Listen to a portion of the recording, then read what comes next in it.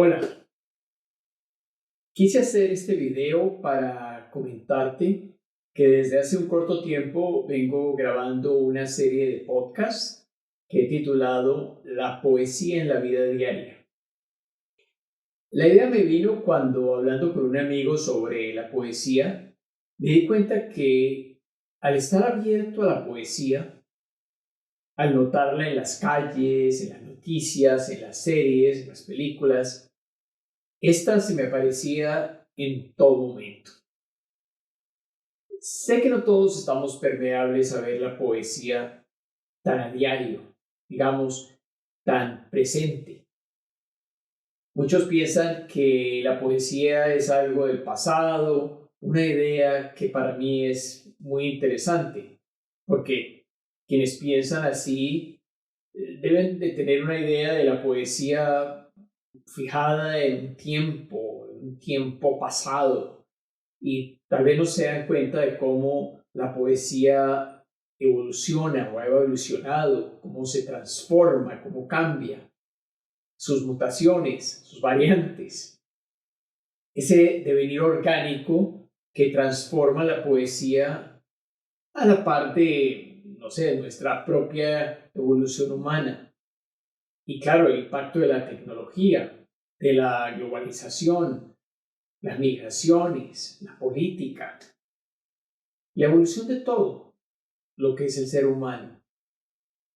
Sí, la poesía puede descansar a veces y puede reaparecer para apasionadamente reflejar frustración, rabia, poesía protesta, o reaparece en las expresiones de amor, ya sean los primeros amores juveniles o los flechazos que desbaratan vidas en amores prohibidos, o la paciencia que va llegando con la edad. La poesía es uno de los primeros artes, quizás de los primeros que el hombre comenzó a cultivar, cuando el lenguaje pasó de ser práctico a cautivar, a ser bello. Desde que un Homo sapiens comenzó a contar historias, posiblemente alrededor de una hoguera, antes de que el grupo se fuera a dormir. Así como un Homo sapiens comenzó a escribir estrategias de caza con dibujos en una cueva, y allí comenzó a hacerlos cada vez más bellos, bellas cornamentas, saltos ágiles, los comenzó a hacer cada vez más bellos. Así la pintura se fue desconectando de la práctica en busca de el estado poético, la magia de percibir un gusto de los sentidos. El primer episodio del podcast, La poesía en la vida diaria, trata sobre el estado poético. Espero que lo escuches. Yo creo en la poesía como ese ámbito donde la palabra se despega de lo práctico, de lo empírico, de la búsqueda objetiva de la verdad y penetra en la analogía, la metáfora, la búsqueda de la verdad subjetiva. Edgar Morin, el filósofo francés, define dos estados. El primero es el que podemos llamar prosaico. Es el estado mediante el cual nos esforzamos por percibir, por razonar, y es también el que cubre una gran parte de nuestra vida cotidiana, lo que hacemos todos los días, nuestra existencia, nuestro trabajo, nuestra relación con los demás. El otro estado, que podemos llamar estado segundo, es el estado poético. El estado poético puede estar dado por la danza o por el canto, por el culto, por las ceremonias y evidentemente por el poema, los poemas. Para Morin, cada estado produce un lenguaje. El uno, la prosa, el otro, la poesía. Esto sin decir que no haya poesía en la prosa, ni prosa en la poesía, porque lo hay. Morín también nos dice que la poesía nace y crece y se nutre del amor. El amor hace parte de la poesía y la poesía hace parte del amor de la vida. Así que amor y poesía se engendran el uno al otro y se identifican recíprocamente. Bueno, es así como en nuestra vida cotidiana todos vivimos entrando y saliendo continuamente de uno a otro estado. Estoy seguro que si piensas, te das cuenta que te pasa. Entras en unos momentos en que ves algo bello, sientes algo especial, ¿no? En las sociedades prehistóricas, de las que verdaderamente quedan pocas en la actualidad, existía una relación muy estrecha entre esos dos estados, entre el estado poético y el estado prosaico. Se entremezclaban entre sí. Por ejemplo, el trabajo siempre se mezclaba con el canto. La caza, que se planea objetivamente en cuanto a estrategia, se mezclaba con rituales, danzas, tanto antes como después, la invocación de los dioses, etc. Incluso las batallas, donde los tambores y los gritos liberaban toda la adrenalina que necesitaban los guerreros. O sea, esa mezcla de estados. Los tambores, en las batallas se fueron civilizando. En Europa después del Renacimiento casi que se volvieron una música de fondo, ¿no? La recolección de las cosechas siempre estaba acompañado del canto y de otra cantidad de rituales, ¿no? En las sociedades contemporáneas occidentales fue que se dio esa separación, esa disyunción entre esos dos estados. La poesía que se separa de la ciencia y la técnica, al disociarse de estos, se vuelve autónoma y devino estrictamente poesía, digámoslo así. Se separó de los mitos, los rituales, aun cuando continúa alimentándose de la misma fuente que es el pensamiento simbólico. Y es así como la poesía se fue relegando, como el pensamiento humanista, a la diversión, a los adolescentes, a los soñadores, a los ilusos, a los enamorados, a las mujeres, los artistas, los locos, la religión. Ese es el tema del primer podcast de esta serie. El segundo episodio del podcast se titula Preguntas Celestiales o Preguntas al Cielo. Y este trata sobre el impacto que me causó descubrir que todo el programa de exploración interplanetaria china ha sido bautizado en honor a Tianwen, un poema chino muy antiguo. Tianwen se traduce como preguntas celestiales o preguntas al universo. Poesía, universo, exploración. El satélite Tianwen chino va en camino a encontrar a Marte. Aparte del satélite de los Emiratos Árabes Unidos y uno de los Estados Unidos, que de pronto has oído de él, ambos ya están en Marte. El Tianwen chino va a ser el más atrevido. Tianwen 1 fue lanzado al espacio el año pasado, el 23 de julio, y va a llegar a Marte en estos días. Lleva un orbitador que va a ser puesto en una órbita alrededor del planeta, una órbita elíptica, y la otra sección del satélite, del Tianwen-1 o Tianwen-1, va a descender a la superficie de Marte supuestamente el 23 de abril de 2021, y lo va a hacer en Utopia Planitia, una planicie que está localizada en el hemisferio norte del planeta Marte. Allí ese Tianwen-1 desplegará un robot motorizado que recorrerá la superficie, analizando la arena, las rocas, en fin, buscando respuestas a esas preguntas celestiales. Cuenta la leyenda que ese poema, Tian Wen, que en realidad es una serie de preguntas en verso, es atribuido al poeta y político chino Qu Yuan, que vivió unos 350 años antes de Cristo. Y en el podcast puedes oír lo que descubrí investigando sobre Qu Yuan y este poema que es tan trascendental para la cultura china y que es noticia ahora por haberlo usado para nombrar toda esta expedición espacial.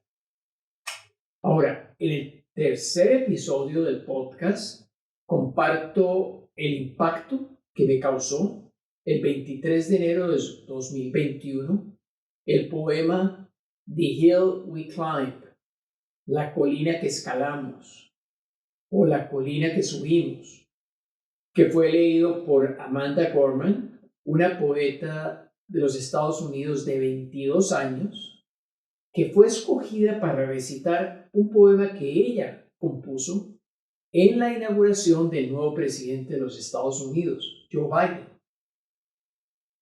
Digamos que la juventud de la poeta, la madurez del poema, me motivaron para escogerlo como prefacio de una obra que estoy escribiendo sobre poesía y oralidad, porque este poema encarna lo que la obra y este podcast buscan, que es mostrar que la poesía está viva y que la oralidad de la poesía va en la mano con los versos y que ambas juntas evolucionan y se presentan. Y esto es porque Amanda Gorman es producto de una cultura de poesía oral. Es la heredera de una tradición de poesía oral que le llega desde el África y que llegó al continente americano y que ahora con el hip hop se ha ido transformando en un movimiento que de los Estados Unidos ha irradiado por el mundo y que se llama el spoken word o la palabra hablada, y que con sus hermanos o primos el slam y el rap ha ido conquistando cada vez más espacios. Sí, el rap como movimiento poético que unido a la música se ha expandido por el mundo entero. Algunos no considerarán de pronto el rap poesía, pero es. Ahora, termino ese episodio con el poema de la española Laura Sam, Supervivencia, un poema del nuevo spoken word español. Y dice, nosotros que salimos de un vientre como de un volcán, encontrando un pueblo ciego con un sálvese quien pueda en las costillas, ondeando una bandera mitad sangre, mitad amarilla, nosotros que nacimos viejos, dejándonos la frente y las rodillas en relojes que no tenían tiempo para nuestra vida. Bueno, es un poema muy lindo, muy fuerte, muy de la naturaleza del spoken word y lo pueden oír en el podcast. Por favor, y también buscar el video, Supervivencia, Laura Sam. Ahora, el cuarto episodio del podcast trata sobre los poemas de la infancia.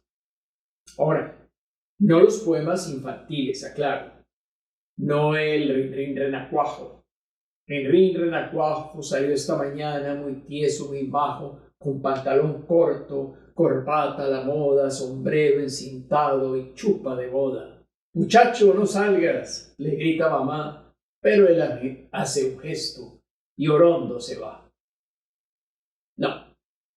No estos poemas infantiles. Los poemas de la infancia son los poemas que nos enseñaron primero.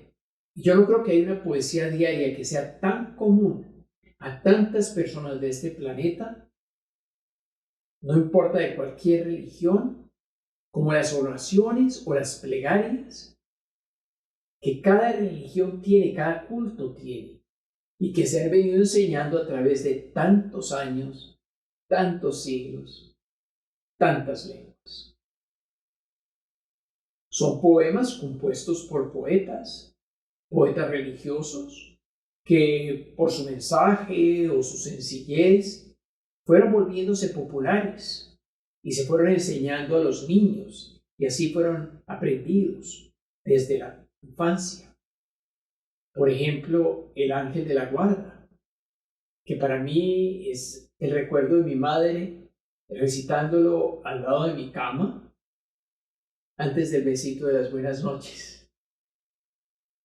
Yo fui criado en la religión católica de mi madre, y después del ángel de la guarda vino el Padre Nuestro, el Ave María, y una señora muy especial, Eva, me trajo el poema de San Francisco de Asís, que recité con ella en el pueblo de Asís, tal vez 50 años después que me lo compartiera en una estampita que se me perdió, una estampita que me regaló en Santa Rita, en Cali, Colombia. Esos son los poemas de la infancia, que los llamo y espero que oigan este episodio. El quinto episodio del podcast no lo he publicado, en camino, y lo voy a hacer después de este video, pero les voy a hablar un poco de él porque trata sobre la poesía en la calle, sobre los grafitis que nos encontramos y que en ellos, muchos de ellos, va cabalgando la poesía. Puede ser un verso de un poema que algún poeta escribió y que el artista callejero quiso llevar a una pared que necesitaba poesía. O puede ser una frase de un artista callejero que puede llegar a ser el verso de un poeta que, como yo, pasaba por la calle y lo leyó, le dijo algo al oído, un susurro, una inspiración y no sé, termina infiltrándose en un poema. Puede ser un grafiti clamando necesitamos versos, como el que nos encontramos en una pared de Córdoba, en España, mientras íbamos a visitar por primera vez la impresionante, preciosa, inspiradora mezquita de Córdoba. Apareció en la calle un grafiti, necesitamos versos. Sí, lo necesitamos. Para terminar, les comento que el sexto episodio, creo, va a seguir sobre el tema de la poesía en la calle. Trata sobre los poemas en el transporte público.